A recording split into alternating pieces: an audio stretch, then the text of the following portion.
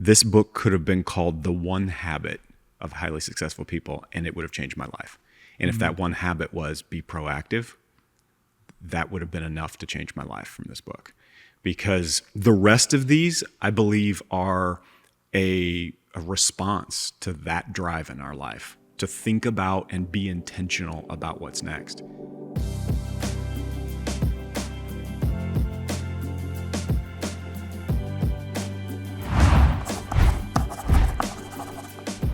Hello and welcome back to the Better Everyday Podcast. Very special edition. I can't believe it's been 100 episodes of Better Every Day. I thought you were going to say, I can't believe you're turning 100. Not quite yet. No, it was Jimmy Carter. That's right. That's right. Yeah.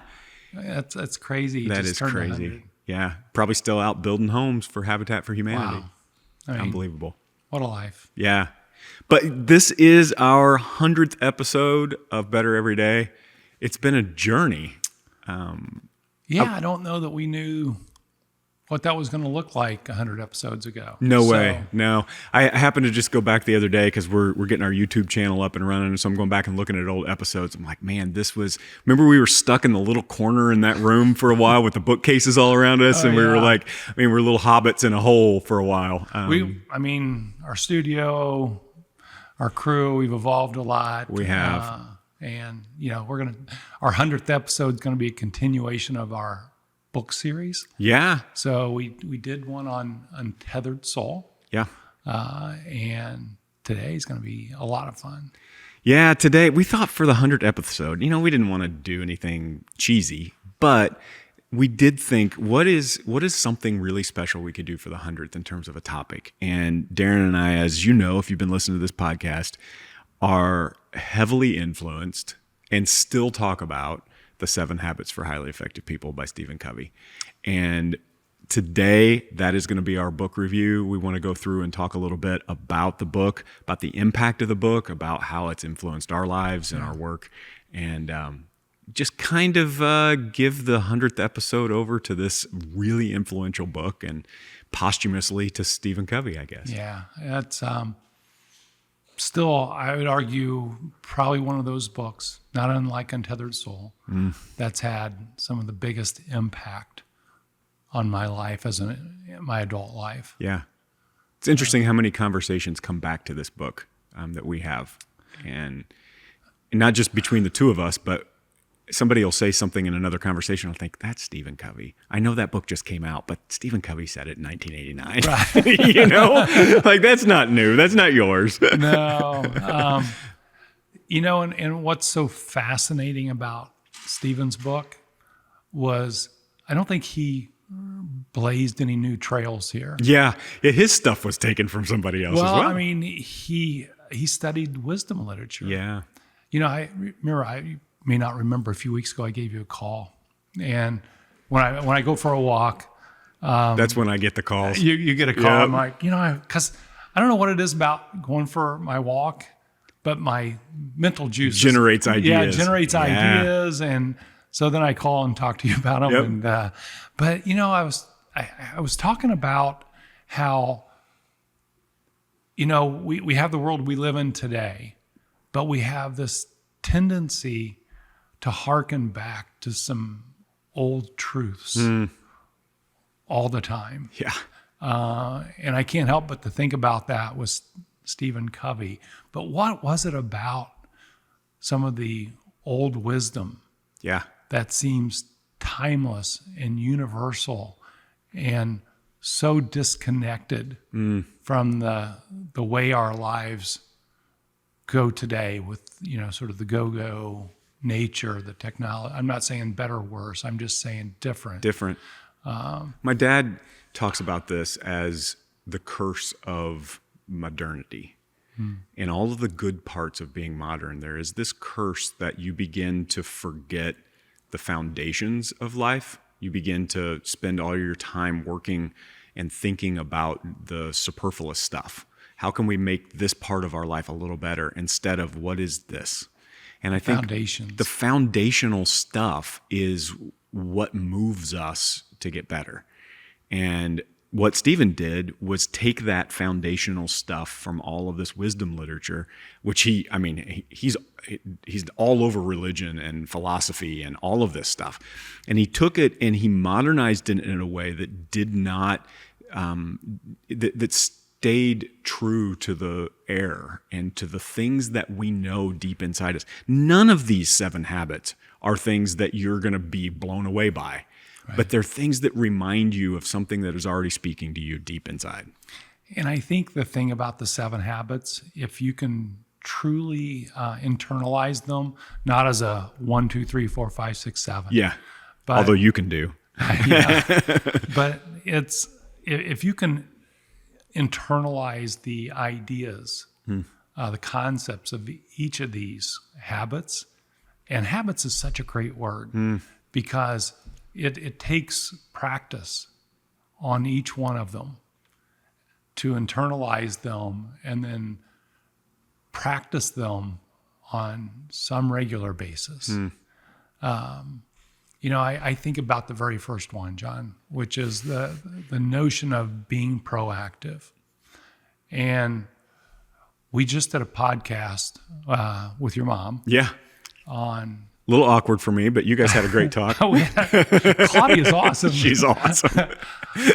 But somehow in that discussion, as we talked about cognitive behavioral therapy. Well done. You said it right.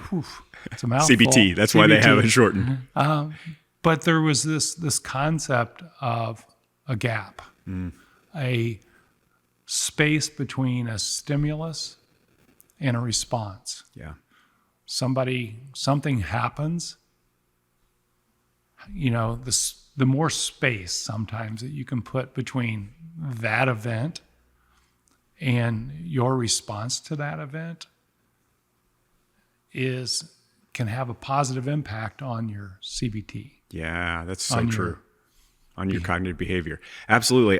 Darren, when I look at these 7 habits, I decided this time when we were preparing, because we've talked about this so many times, I was going to actually think about the antithesis of each of these. Okay. So what's the opposite of being proactive? It's being reactive. It's each of these 7 habits are the antithesis of this unintentional life that we drift into.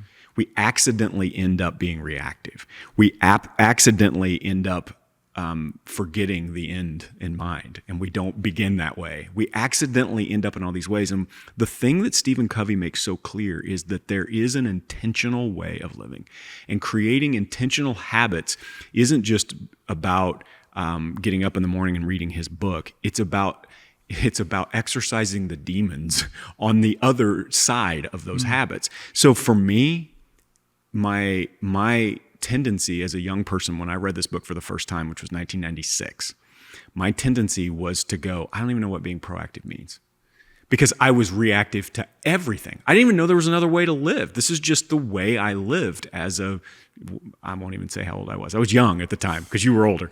But if you go through each of these, they are this intentional, proactive way of thinking about each of these important parts of your life. And they are the antithesis of passivity. And this proactive one, being the first one, is so, I think, apropos for this whole conversation, because he's saying everything starts here. Everything starts with being intentional, with caring and not just letting things be whatever they are. I think you and I both just finished listening to Oprah's books. Yes. Or Oprah's book, what is What I Know for Sure. Fantastic book.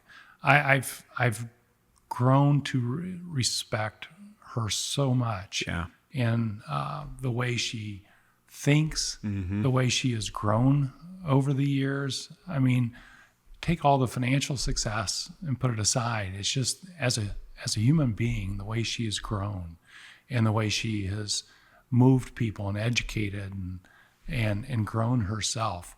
But she would say, I think from that book, this concept of intentionality, proactivity, asking that question, putting that space,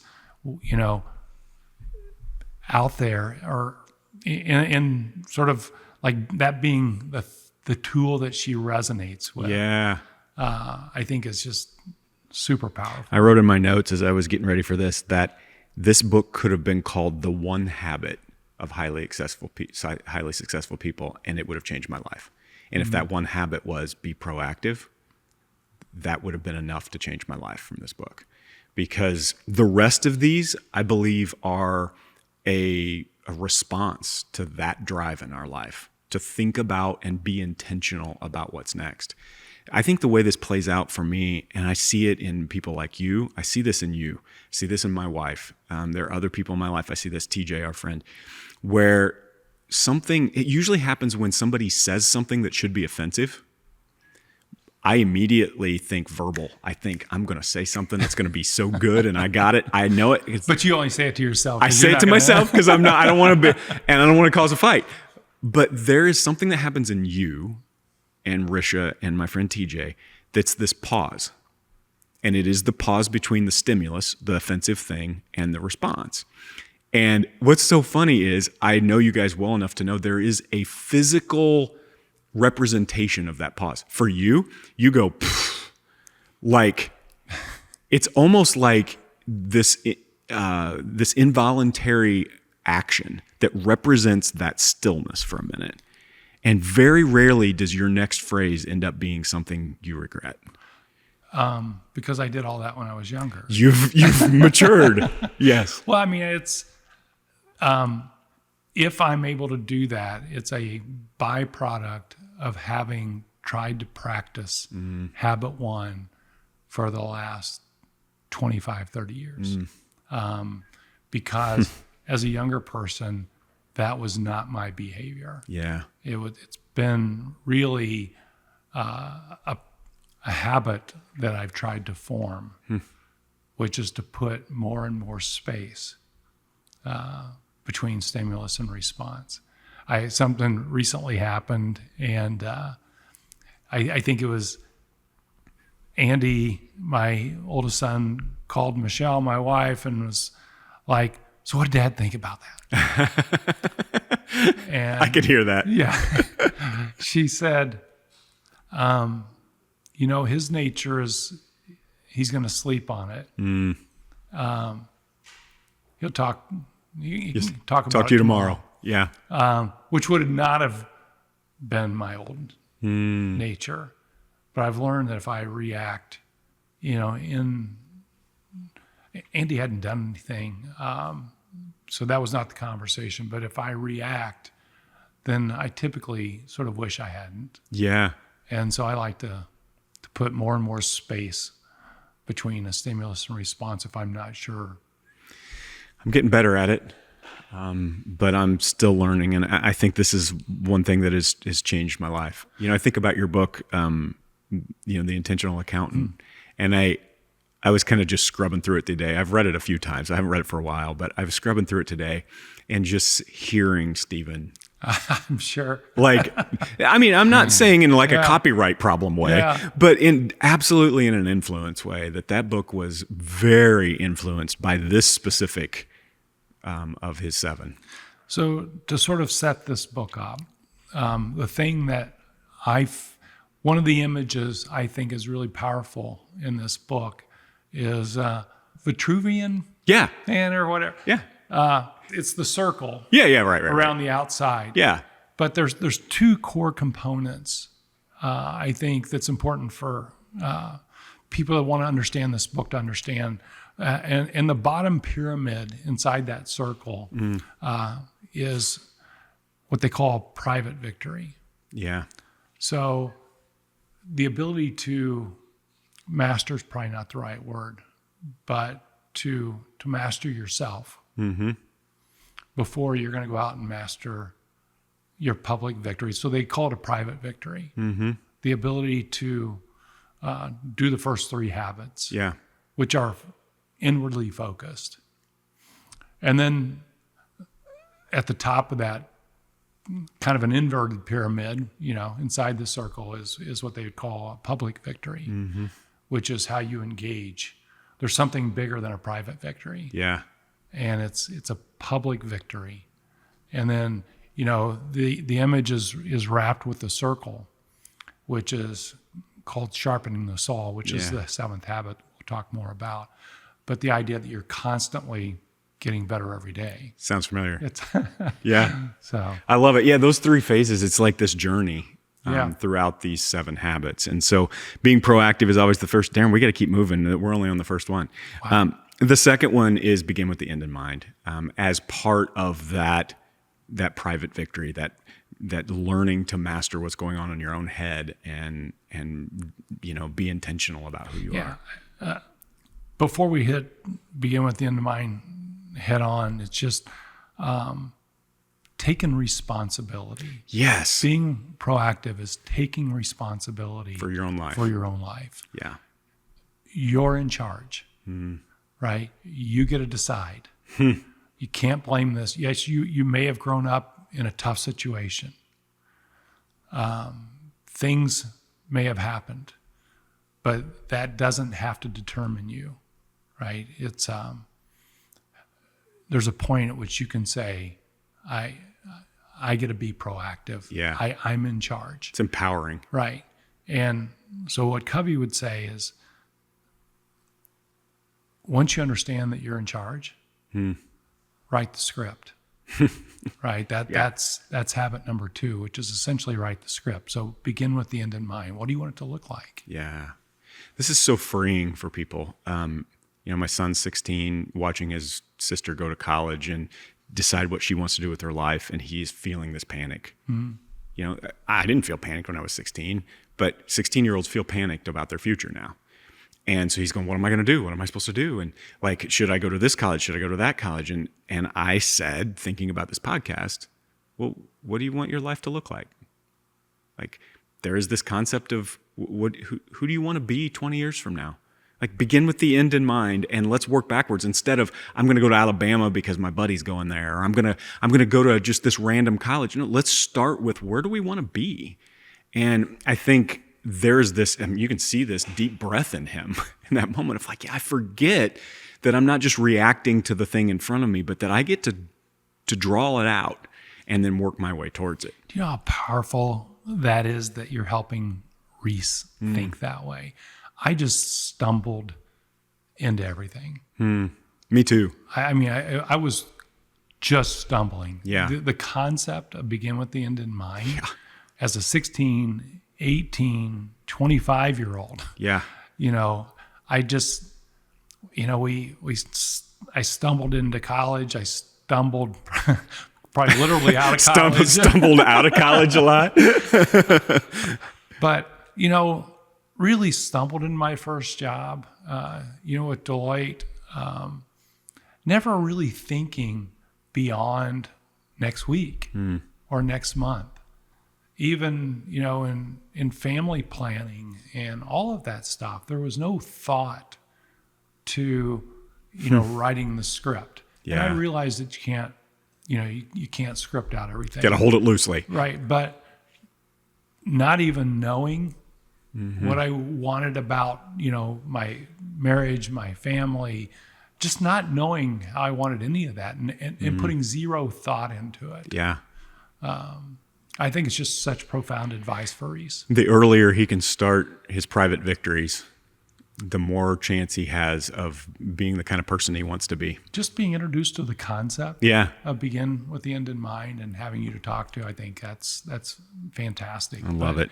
One of the exercises for begin with the end in mind, John, is, Covey has you sort of picturing yourself at your own funeral. Yeah, right? Which is, I've done that exercise. That is first time I did that, and it's probably in. Yeah, we've got your book sitting. I was going to introduce this. We've got your book from 1991 or 2 or I don't know. Good question. 1812. I think it looks really old. Your handwriting looks like something my grandmother wrote. A quill pen. Yeah. Right.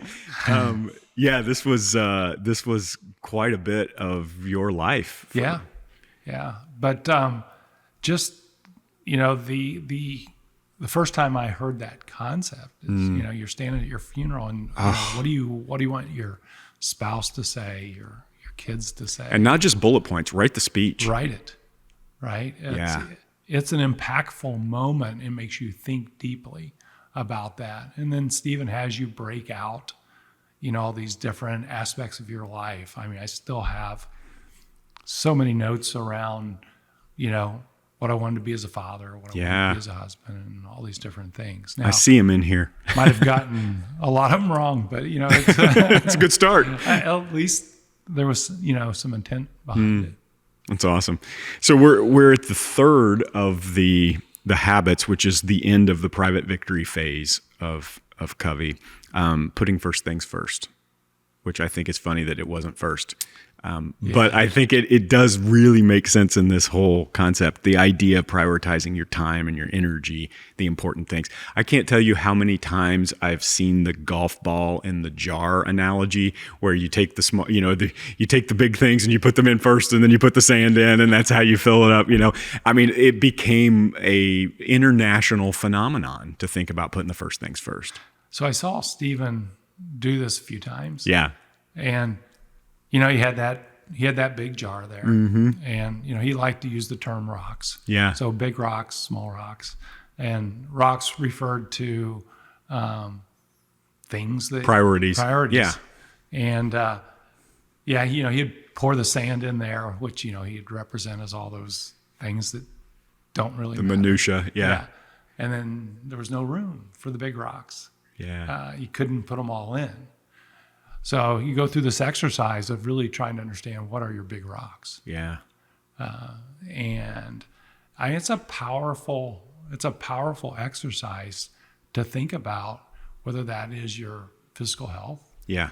And exercising, the way you eat, time you spend with your spouse. If you have small children, big children, Reese, London, do you have that date night? Do you have that time where you and Reese go fishing and talk about, what's the end in mind you're looking for? What do you want your life to look like? I mean, those are the big rocks for a lot of people. Yeah. So just identifying those, that's what he's saying. So if we just kind of summarize the first three, it's realize that it's your script to write, right? You get to choose. The more you're not reactive, the better. The more thought you can put into it, the better. So the more space you put between stimulus and response, the better. Write your script. Based on that script, figure out what your biggest priorities are in life and put them first. Man, that could be the whole book. I mean, honestly, I think this is the part of the book that I address the most often, readdress in my life. Yeah. I think about it often, especially when there's a milestone. I'm starting a new company. What do I want from this? Yeah. Oh, what am I pretending is happening to me that I need to take charge of? And then, how do I prioritize the things that matter most? Because it evolves throughout your life. These things, there are things that aren't in your control, but the thing that I think has made this book last so long in the zeitgeist, or whatever it is that seems to be permeating this book, is that it's constant. You should be iterating on all this. You should be readdressing it, especially this private victory phase, all the time. So many times in the last 2 months, John, as we've gotten better every day, our business off the ground and stuff, there's so many small rocks, so much sand we could be filling the jar with. And we've been fortunate enough, as we see that sand flowing in, to turn to each other and say, that's a pebble. What is it that what are we trying to accomplish? It's almost, this is weekly. I mean, I feel like you and I have this conversation weekly where we're like, what did we do to our calendar? Why is it like this? Because there's so much noise. It is. There's noise everywhere. So for all of our listeners, they have all of this noise coming in to their life, whether it's from social media. I mean, geez, everybody's posting all this crap on social media. The tendency is to want to hop in and be a part of that noise. Yeah. And my question and your question is always, to what end? And I'm not saying good, bad. I'm just saying, to what end? What do we want from this? Right. Yeah. Or, going and speaking all over the country and, hopping on airplanes, which some people may sound glamorous, but it's not. No. I'm doing it tomorrow morning. It's exhausting. Yeah. Right. And so what do we want from this? It impacts your family. It impacts your business model, it impacts your finance. It has a big impact. It does. So stop and think about these things. It's good stuff. So we transition from that private victory, which is profound, into the public victory. And I do think these 7 matter, this order that you think through these in, because of you've got to get your own head right. You got to get the foundation right. Then you go into the public. And the first one, which is the 4th of the 7 habits, is think win-win, mutually beneficial solutions and ideas. So I think the private victory is so foundational ahead of the public victory, because I think most people can't get their head in a space of thinking win-win. Yeah. If their personal victory, their private victory is all jacked up. Yeah. Most of the time it's a win-lose mindset. But once you have the confidence that it is your life, you've written a script and you're putting first things first, you can take a breath. Man. Right? You can take that deep breath, and it's okay for you and I to enter a relationship then that's win-win. When I read this, I was in college, and it was the first time I'd ever heard of the idea of the scarcity mindset.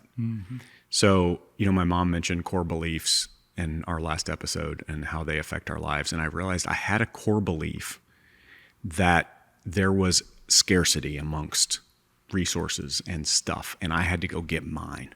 Because if you got yours, that was less for me to get. And it was this book and this thought that made me believe in the abundance of things, that there's plenty. Darren, this may be getting a little too personal, but we're going through starting a business and trying to look around going, are we competing? Like, do we have to take something from someone else, or is there enough? Do I have to be sad that this person has that, or can I celebrate that they got it, knowing that there is plenty? And this is profound to me, that I do not have to go through my life pretending as though if you get something good, that means I have less. I think that's why the private victory is so foundational, is so that you can essentially be comfortable. Because again, our natural tendency is to look at that Instagram post and say, wow, they have something, now I want it. Yeah. Right? I want that. But why do I want that? It's not a part of my, wasn't one of my rocks. It's yeah.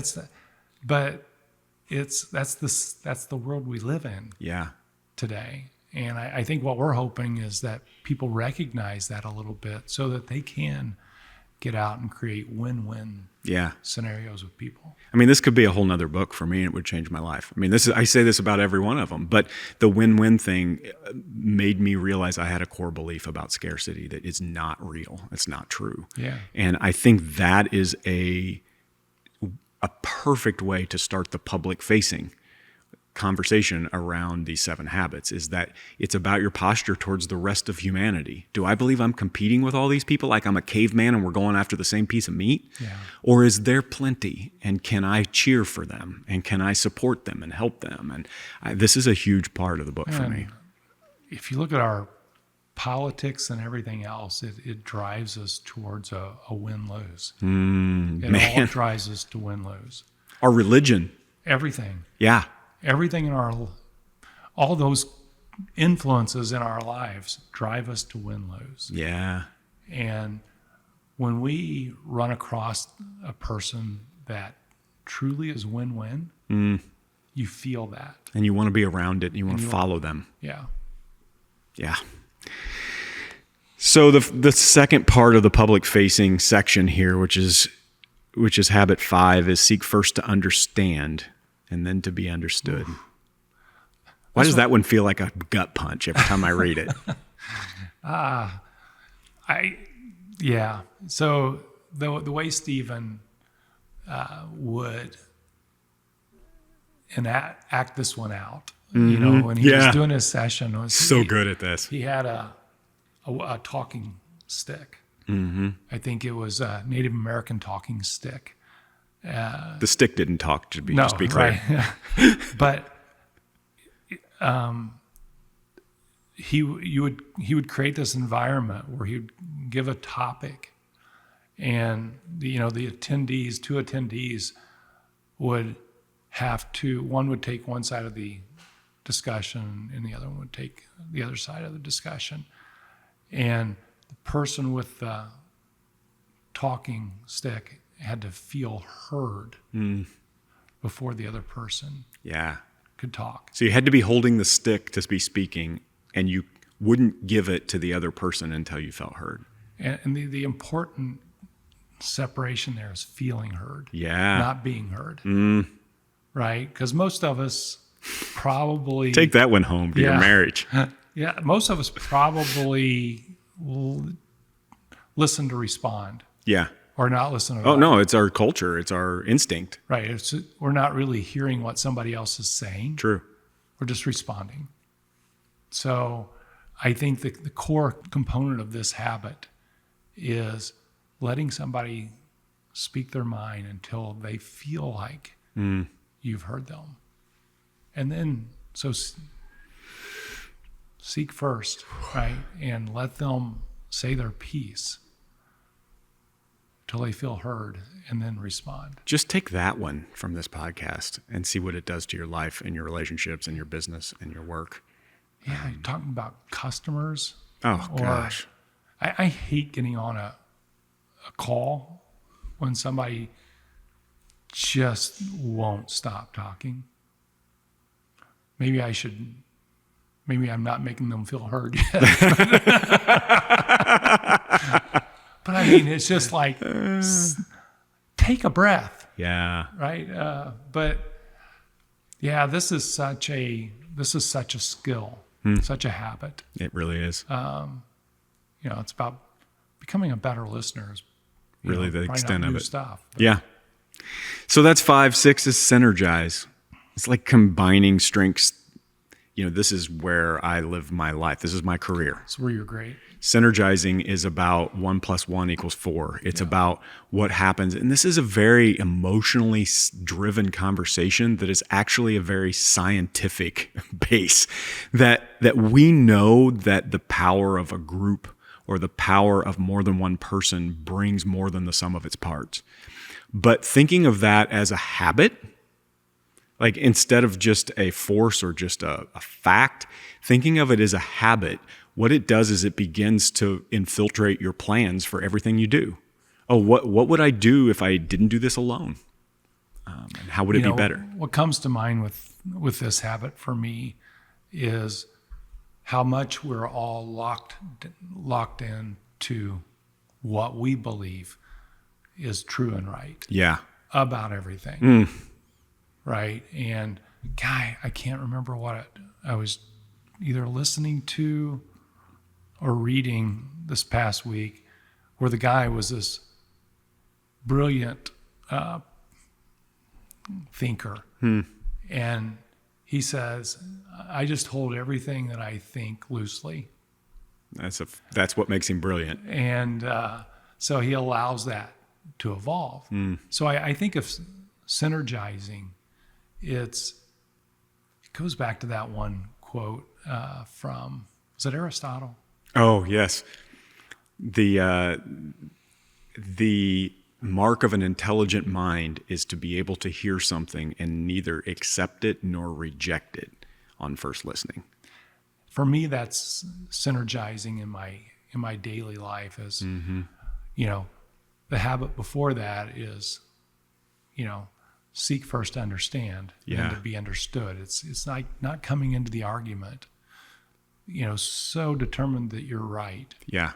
And synergizing then is the ability to, I can see your point. That doesn't mean you have to change your mind or they have to change their mind, but there's a discussion Covey has here that 1 + 1 is 3 or 4. Yeah.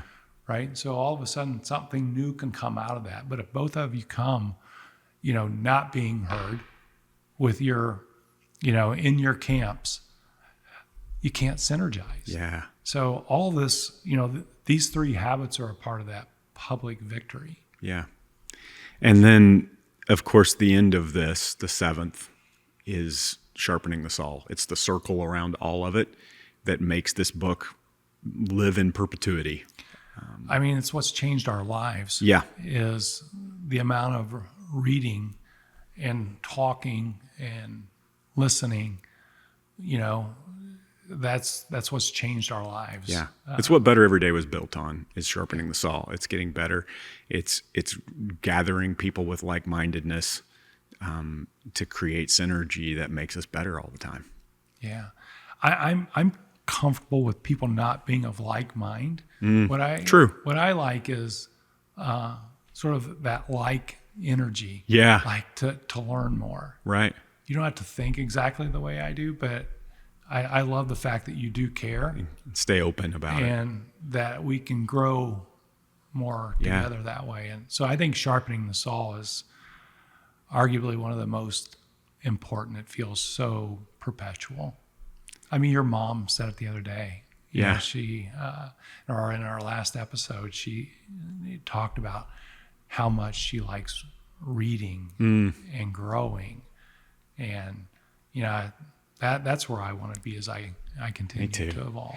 Darren, I look at this book sitting in front of me with all of the stuff that you filled out in 19, a long time ago.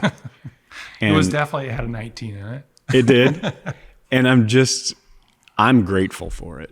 Thank you. Because I think we wouldn't be where we sit if you hadn't have picked it up and decided you needed to be better. And I'm grateful for you having the guts to go through this and care about it. And I'm grateful for Covey and his foresight to take all this wisdom literature and bring it back to the middle of our lives. I'm thankful to my marriage counselor 35 years ago who said, "Have you ever heard of this book?" And I said, "No." He said, "You need to read it." He was right. He gave one to both of us. And it's been truly impactful. Well, thank you for joining us for our 100th episode. This is fantastic. Of Better Every Day. I can't think of a better book for us to use for our 100th. Grateful for listeners, grateful for our friendship and for this book. Thanks for listening today. Hope you heard something that moved you to better every day. See you next time.